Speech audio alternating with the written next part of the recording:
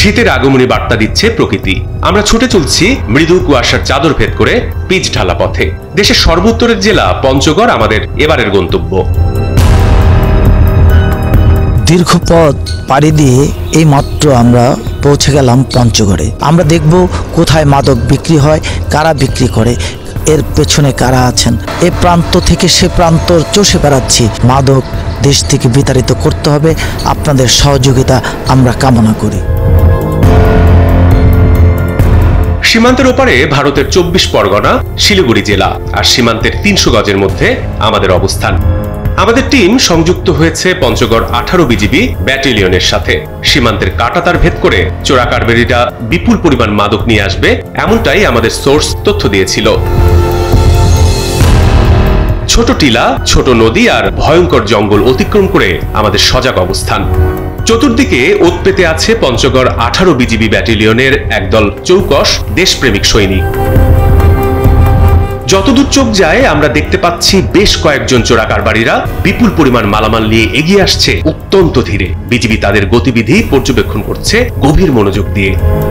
আমাদের বিজেপির সদস্য ভাইয়েরা একটি সংবাদ পেয়েছে যে এখান দিয়ে কিছু চোরাই পণ্য আসতে পারে, সেই জন্য আমাদের বিজেপির সদস্য ভাইয়েরা ওত পেতে আছেন। আমরা দেখি কি হয়। কিছুক্ষণ পর স্পষ্ট হয়ে উঠছে সবকিছুই। নৌকার মাঝের ছদ্মবেশে অনেকগুলো সাদা বস্তা নৌকায় করে এনে খালি নৌকায় ভাসিয়ে দিল এপারে আসার উদ্দেশ্যে তাৎক্ষণিক বিজিবির হুইসেল। চোরাকারবারিদের উপর বাঘের মতো ক্ষিপ্র গতিতে ঝাঁপিয়ে পড়ল বিজিবি সদস্যরা। বিজিবির অবস্থান টের পেয়ে দৌড়ে পালালো চোরাকারবারিরা। স্থানীয় জনগণের সহযোগিতায় স্পিডবোটের মাধ্যমে সেই সাদা বস্তাগুলো তীরে নিয়ে আসলো। বিজিবি উদ্ধার করে বিপুল পরিমাণ চোরাই পণ্য। কি পাওয়া গিয়েছে স্যার? এখানে ভারতীয় গাঁজাবাজি স্যার, আর শাড়ি আছে, আর কি, আর ফেন্সিডিল আছে, কসমেটিক আছে। আচ্ছা ঠিক আছে, খুব সুন্দর কাজ করেছো, ধন্যবাদ। প্রিয় দর্শক, ইতিমধ্যেই আমরাও সেই কাঙ্ক্ষিত সময়ের একজন সঙ্গী হতে পেরেছি। বেশ অনেকগুলো বস্তা এখানে এসছে। আমরা জানতে চাইব এখানে যে দায়িত্বরত কর্মকর্তা আছেন তার কাছে। কি নাম আপনার? আমার নাম সুবেদার মোহাম্মদ আখতারুজ্জামান। এখানে আমরা বেশ কিছু জিনিস দেখলাম যে নৌকাতে ফেলে নৌকার লোকজনকে আপনার ওই পাশে আপনার টহলরত যে সকল ছিলেন সদস্য ছিলেন, তারা যখন ভাসিয়ে দিচ্ছেন তখন ফেলে রেখে নৌকা ভাসিয়ে দিয়ে তারা চলে গেল। এর ভিতরে কি আছে? আমি গোপন সংবাদের ভিত্তিতে সংবাদ পাই যে কিছু চোরাকারবারি ভারতীয় পণ্য, ফেন্সিডিল, গাঁজা, কসমেটিক এগুলো নিয়ে আসবে। আমার টহল পার্টি নির্দিষ্ট স্থানে আমি পাঠিয়ে দিই, যেখানে খবর পেয়েছি সেখানে পাঠিয়ে দেওয়ার পরে টহল পার্টি ওত পেতে থাকে। তারপরে ওরা যখন চলে আসতে থাকে এবং টহল পার্টির সামনাসামনি যখন হয়ে যায় তখন টহল পার্টি চ্যালেঞ্জ করে, বাঁশি মারে। তখন স্মাগলার যারা তারা ওই সব বস্তা ফেলে দিয়ে চলে যায়। তখন আমার টহল দল পরবর্তী ক্যাম্প থেকে আরেকটা টহল দল সেখানে পাঠানোর পরে স্পিডবোট যোগে গিয়ে সে মালামালগুলো উদ্ধার করে আমাদের সামনে নিয়ে আসে। এবারে আমরা যাব আমাদের পরবর্তী অভিযানে। এবারের সময় সন্ধ্যা। বিজিবি নেতৃত্বে আমরা গোপন সংবাদের ভিত্তিতে অবস্থান নেই সীমান্তবর্তী জনাজীর্ণ জনপদে। মোটরসাইকেলে চোরাকারবারিরা আসলে বিজিবি সদস্যরা তাদের পথ রোধ করে, কিন্তু দুঃখের বিষয় এবার আমাদের অবস্থান আগেই টের পেয়ে যায় চোরাকারবারিরা। মালামাল লুকিয়ে রেখে আসে তারা। প্রিয় দর্শক, আপনারা দেখতে পাচ্ছেন যে ভারতের 24 পরগনা শিলিগুড়ি জেলার ওই পাশ থেকে ঠিক বাংলাদেশের ভিতরে এই ঘুইন বন দিয়ে যখন একটি মোটরসাইকেলের 3টি যুবক যাচ্ছিল তখন তাদেরকে চ্যালেঞ্জ করে আমাদের বিজিবির সদস্যরা। আমরা দেখি আপনারা কি করছেন, কি দেখছেন? আমরা দেখতেছি একটা মোটরসাইকেল নিয়ে আসছে 3 জন লোক। আমরা এই মোটরসাইকেলটা সার্চ করলাম। কিছু পেয়েছেন? না, কিছু পাই নাই। আপনারা কোথেকে আসলেন? ঘুরতে আসছি এদিক। ওই পারে ভারতের ওই পার কোন জেলা? ওটা সঠিকটা বলতে পারবো না। কেউ জানো জেলাটার নাম কি? প্রিয় দর্শক, আপনারা দেখতে পাচ্ছেন যে এই গহীন বনের ভিতরে দিয়ে তিনজন যুবক একটি মোটরসাইকেল নিয়ে আসছিলেন। তখন আমাদের বিজিবির সদস্যবৃন্দ তাকে চ্যালেঞ্জ করেন। এপারে পঞ্চগড় আর ওই পারে 24 পরগনার কিষানগঞ্জ। এই সীমানাটা এখানে খুব নিকটে, অতি নিকটে। তো এই অতি নিকটে হওয়ার কারণেই এই বাচ্চারা যখন বা এই ছেলেরা, যুবকরা যখন এখান দিয়ে যাচ্ছিল, তখন তাদেরকে চ্যালেঞ্জ করা হয়। যদিও কোনো কিছু পাওয়া যায়নি, আমরা তাদের কাছ থেকে কিছু জানতে চাই। কি নাম আপনার? মোহাম্মদ বাদন ইসলাম। আচ্ছা, এই যে আপনাদের বয়সের ছেলে পেলে যে মাদক খায়, কেন খায় জানেন? সেটা তো বলতে না। দেখেন না, দেখে থাকেন না যে মাদক খাচ্ছে অনেকেই? আপনাদের বন্ধু বান্ধব অনেকে হয়তো খাচ্ছে। না, ওটা দেখি নাই। কাউকে কখনোই দেখেন নাই মাদক খেতে? কি করেন আপনি? ওই ব্যবসা করি। কিসের বিজনেস? বালি ব্যবসা। বালির ব্যবসা? হ্যাঁ। হতে পারে, যেহেতু আমাদের এই দুই পাড়ের মাঝখান দিয়ে একটি নদী প্রবাহিত হচ্ছে, সেখান থেকে বালি উত্তোলন করে বালি বিক্রিও করতে পারে।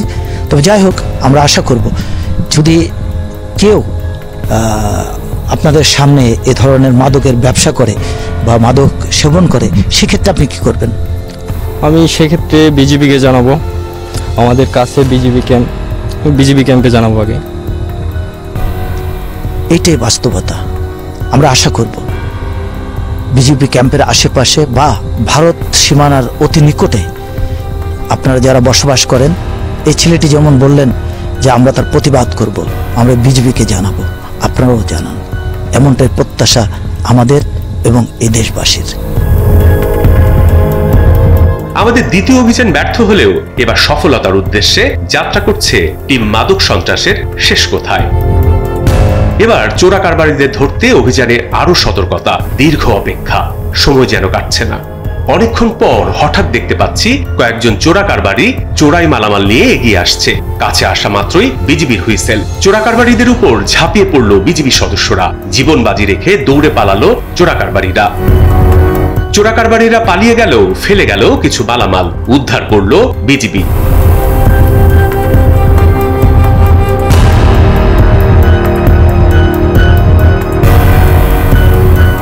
উদ্ধার হলো বিদেশি মদ, মরণঘাতী ইয়াবা, ভারতীয় ফেন্সিডেল, নেশা জাতীয় অত্যাধুনিক ট্যাবলেট। যে ট্যাবলেটগুলো নতুন নেশা হিসেবে সাম্প্রতিক সময়ে ব্যাপক জনপ্রিয় হয়ে উঠেছে পঞ্চগড় এবং ঠাকুরগাঁও। ধন্যবাদ তোমাদেরকে, তোমরা যে কষ্ট করে আজকের এই মাদকগুলো আটক করতে পারছো। তোমাদেরকে আমাদের পঞ্চগড় ব্যাটালিয়ন অর্থাৎ 18 বিজিবিতে তোমাদেরকে এই টহল পার্টিকে ধন্যবাদ। সাবাস। এভাবে আমাদেরকে এই নার্কোটিক্স তথা মাদক দ্রব্যের বিরুদ্ধে আমাদের অভিযান চলতে থাকবে। একটু কোনোভাবে আমাদের ছাড় দেওয়ার কোনো সুযোগ নেই, যেহেতু এই মাদক দ্রব্য আমাদের দেশের জন্য, মাদক যুব সমাজের জন্য অনেক ক্ষতিকর। সো আমরা চাইবো, চেষ্টা করব আমাদের জীবন বাজি রেখে হলে হোক আমাদের এই মাদকের বিরুদ্ধে জিরো টলারেন্স। এটা আমাদের মহাপরিচালক মহোদয় থেকে শুরু করে আমাদের অধিনায়ক পর্যন্ত সবাই আমাদেরকে নির্দেশনা দিয়েছেন এই ধরনের মাদক কোনোভাবে যেন আমাদের অভ্যন্তরে অর্থাৎ বাংলাদেশের অভ্যন্তরে আসতে না পারে। ধন্যবাদ সবাইকে, তোমাদেরকে ধন্যবাদ। Very good. প্রিয় দর্শক, আমরা এই মুহূর্তে অবস্থান করছি বাংলাদেশের শেষ সীমান্তে। ঠিক এখান থেকে 300 গজ পরেই ভারতীয় সীমানা। কিছুক্ষণ আগে আমরা দেখতে পেলাম বেশ কিছু লোক কিছু জিনিসপত্র নিয়ে বাংলাদেশ সীমানার ভিতরে ঢুকছিলেন।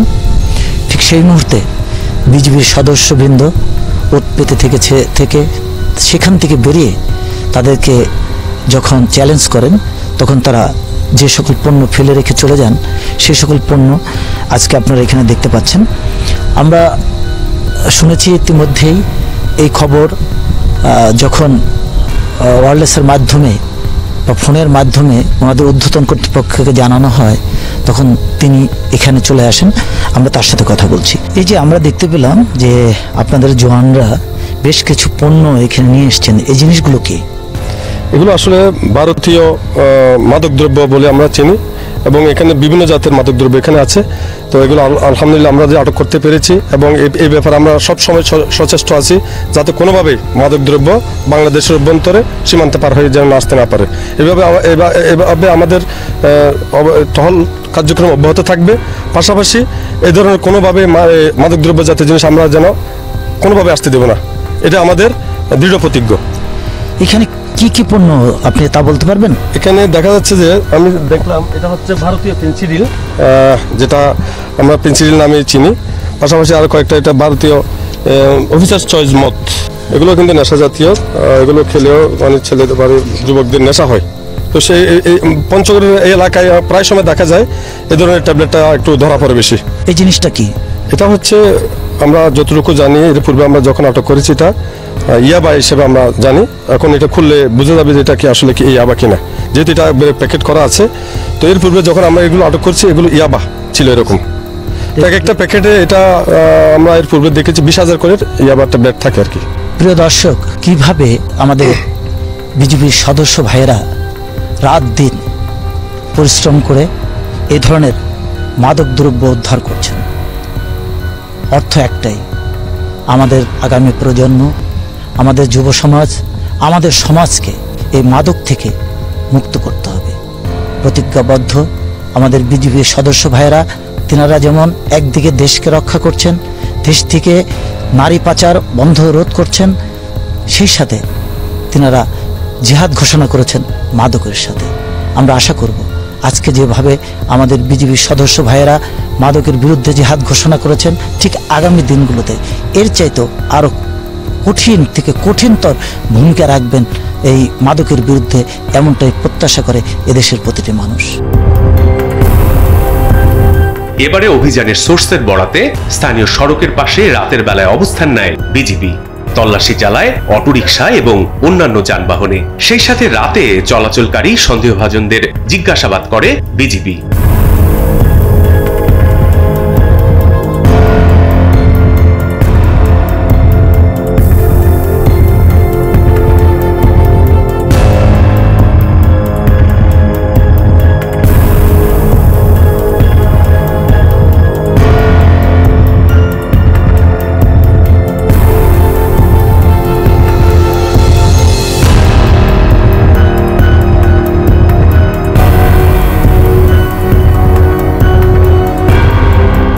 কোথেকে উঠছেন?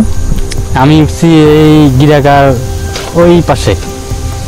এটা বিটি কি আছে তাকে জানেন? না, আমরা তো এখানে জানি না কি আছে না আছে। যে লোকটা চলে গেল সে কে? তাকে তো আমরা চিনি না, ওদের বাসাতে কোথায়। আপনি কোথেকে নিয়ে এসছেন তাদেরকে? আমি ওকে বন্দর থেকে নিয়ে আসছি। আপনি কি চিনেন তাকে? না, চিনি না। আমাকে বলছে যে পঞ্চগড় যাবে, আমি নিয়ে যাইতেছি আর কি। আপনারা কি রেগুলার এর ধরনের চেক করেন নাকি আজকে প্রথম? আসসালামু আলাইকুম। আমরা সিভিল সোর্সের মাধ্যমে আজকে খবর পাইছি যে এই রাস্তা দিয়ে, এই রোড দিয়ে আজকে কিছু মালামাল পাচার হবে। তো আমরা ইতিমধ্যে কয়েকটি অটো এবং মাইক্রো চেক করেছি, কিন্তু আমরা কোনো কিছু পাই নাই। এই অটোটা আসার সাথে সাথে আমি যখন তাকে সংকেত দিছি, সংকেত দিলে পরে ড্রাইভার দাঁড়াইছে, দাঁড়ানোর পরে একটি লোক দৌড় দিয়ে পালাইছে, ভাগিয়ে গেছে সে। এবং বাকি যে যাত্রীগুলো আছে তাদেরকে আমি জিজ্ঞাসা করছি, আমরা চেক করার পরে বস্তাটা কার জিজ্ঞাসা করলে তারা সবাই বলছে যে বস্তা আমার না, যে পালাই গেছে তার বস্তা। প্রতিদিনে সাইকেল টহলের মাধ্যমে বিজিবি সীমান্তে কঠোর নজরদারি চালায়। অনুষ্ঠানের এ পর্যায়ে নিচ্ছি একটা বিরতি, ফিরে আসছি বিরতির পর। বিরতির পর আবার স্বাগত।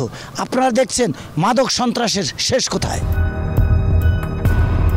টিম মাদক সন্ত্রাসের শেষ কোথায় গোপন সংবাদের ভিত্তিতে গভীর রাতে পৌঁছে যায় মাদক সেবীদের ডেরায়। সেখানে গিয়ে সাক্ষাৎকার নেয় ভয়ঙ্কর কয়েকজন মাদক ব্যবসায়ী ও মাদক সেবীদের। কি খাচ্ছ ভাই তোমরা? এগুলো দেশি গাঁজা ভাই। খাও কি ভালো? অনেক ভালো, খাইলে না বুঝবেন। না খেলে আর কি শরীর আমাদের ঠিক থাকে না, কিন্তু এটা খাইতে হচ্ছে। কিন্তু এটা খাওয়াটা খুব খারাপ, এটা বাদ দেওয়া যায় না। আসলে বাদ দিতে গেলে অনেক সময় লাগে যাবে, দেখা গেছে যে বাদ দিতে গেলে আরো বেশি জড়াই পড়ছি। প্রিয় দর্শক, এই গভীর রাতে চা বাগানের ভিতরে আমরা দেখতে পাচ্ছি এই ছেলেপেলেরা, এখানে আপনারা দেখতে পাচ্ছেন গাঁজা আছে প্রচুর, ফেন্সিডিল আছে, মদের বোতল আছে, নিয়ে তারা বসছে। কেউ বিশ্ববিদ্যালয়ে পড়ে, কেউ কলেজে পড়ে। কি করছে এরা? এই সমাজে কাকে আমরা দোষ দেব? আসুন আপনি, আমি, আমরা সবাই মিলে ওদেরকে একটু বুক টেনে নেই। ওদেরকে ভালোবাসতে শিখি। মাদককে ঘৃণা করি, মাদক সেবীকে আমরা ভালোবাসতে শিখি। দেখবেন একদিন আমাদের সমাজে ওরা সত্যিকার অর্থে প্রতিষ্ঠিত হয়ে দেশের নেতৃত্ব দিচ্ছে। তাই মাদক সেবীকে ঘৃণা না করে মাদককে ঘৃণা করি। মাদক নিয়ন্ত্রণে রিহাব হলো এমন একটি চিকিৎসা কেন্দ্র যেখানে মাদকাসক্ত ব্যক্তিদের স্বাভাবিক জীবনে ফিরিয়ে আনার জন্য বিভিন্ন ধরনের চিকিৎসা ও পুনর্বাসন কার্যক্রম পরিচালনা করা হয়।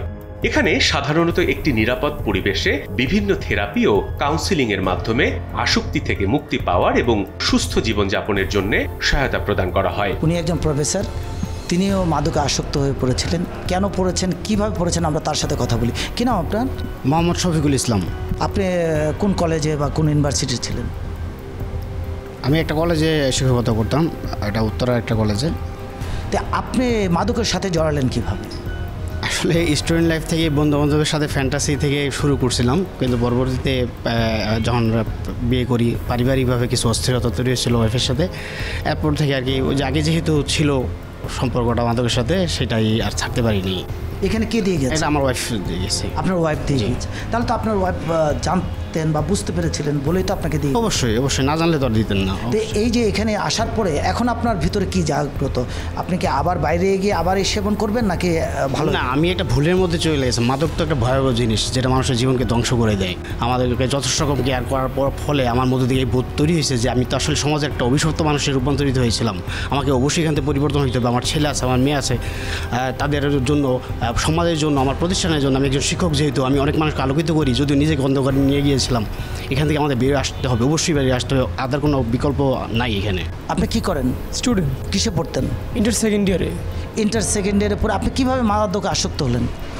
ছোটো থেকেই বাবা হোস্টেল লাইফে পড়াশোনা করেছিল, তো হোস্টেল লাইফে পড়াশোনা করার মাধ্যমে ওইখানে আরও অনেক বড় লোকের ছেলেরা আসতো, ওরা দেখতাম নেশা করতো।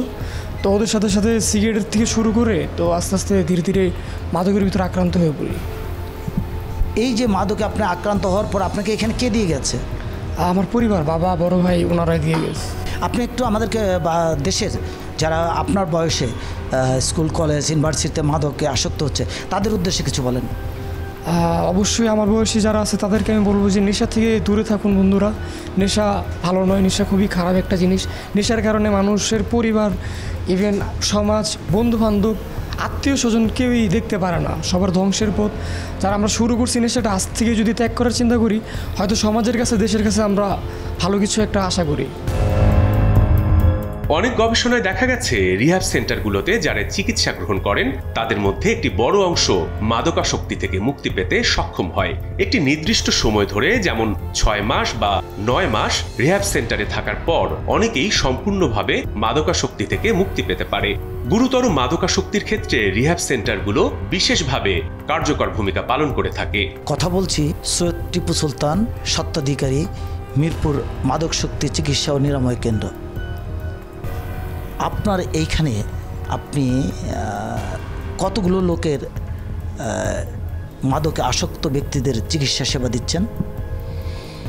সত্যি কথা বলতে আসলে 2002 সাল থেকে আমি মাদক আসক্তদের নিয়ে কাজ করছি, কিন্তু প্রায় 23 বছর যাবৎ আমি এই মিরপুরে কাজ করছি। এই পর্যন্ত প্রায় 2 থেকে 3 হাজার তো হবে, আল্লাহর রহমত। আপনি কি কখনো মাদকে আসক্ত ছিলেন? আসলে একটা সময় আমিও এটার প্রতি অ্যাডিকশনে জড়িয়ে পড়েছিলাম। আপনি কিভাবে সেখান থেকে বেরিয়ে আসলেন? আসলে বাংলাদেশে সারা বিশ্বে একটা অ্যাওয়ারনেস প্রোগ্রাম চলে, যেটা নারকোটিক্স অ্যানোনিমাস, যে এই প্রোগ্রামটাকে ফলো করলে একজন মাদক আসক্ত মাদক থেকে সুস্থ হওয়া সম্ভব। আপনি কতদিন চিকিৎসা নিয়েছিলেন? আমি 4 মান্থ, 4 মাসই ছিলাম। 4 মাস পরে আমি দীর্ঘদিন প্র্যাকটিস করতেছি, এখনও প্র্যাকটিসই আছি, আজকে 23 বছর চলতেছে। আপনার এখানে যারা সেবা নিতে আসছেন তাদের চিকিৎসা ব্যবস্থা বা তাদের সেবাটা আপনি কিভাবে দিচ্ছেন? আসলে এটা আমরা একটা বিজনেস সেন্টার আমরা মনে করি না, এটা একটা সেবামূলক প্রতিষ্ঠান। যেহেতু আমি অন্ধকার জগতে চলে গিয়েছিলাম, এখন যেহেতু আমার সাথে সমাজের আরও কিছু মানুষ অন্ধকারে চলে গেছে, তাদেরকে আলোতে ফিরিয়ে আনার জন্য যতটুকু সার্বিক ট্রিটমেন্ট দেওয়া দরকার, যেরকম psychiatrist, psychologist, drug addict professional, এবং আমি বিভিন্ন জায়গা থেকে ট্রেনিং নিয়েছি। ICDRB মাদকদ্রব্য নিয়ন্ত্রণ অধিদপ্তর থেকে আমরা অনেক সহযোগিতা পাই এবং ওইখান থেকে আমাদের দিক নির্দেশনা দেওয়া হয় যে কিভাবে তাদেরকে টেক কেয়ার করতে হয়, কিভাবে উন্নত ট্রিটমেন্ট দেওয়া যায়, সেই লক্ষ্যে আমরা কাজ করে যাচ্ছি।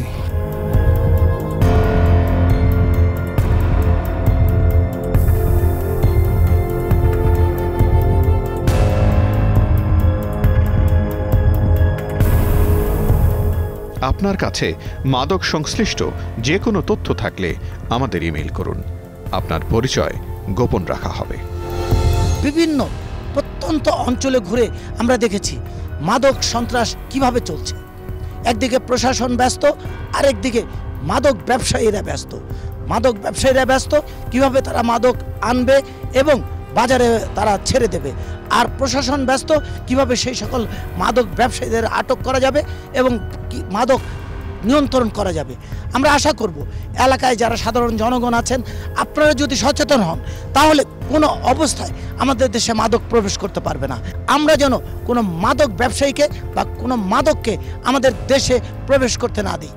জনসচেতনতা বৃদ্ধি করতে হবে, অ্যাওয়ারনেস সৃষ্টি করতে হবে, আর অ্যাওয়ারনেস তৈরি করতে পারলেই হয়তোবা আমাদের দেশ থেকে মাদক সন্ত্রাস নির্মূল হবে। আমাদের অনুষ্ঠান কেমন লাগলো জানিয়ে আমাদের কাছে লিখতে পারেন। আমাদের আগামী অনুষ্ঠান দেখার আমন্ত্রণ জানিয়ে শেষ করছি। খুদা হাফেজ।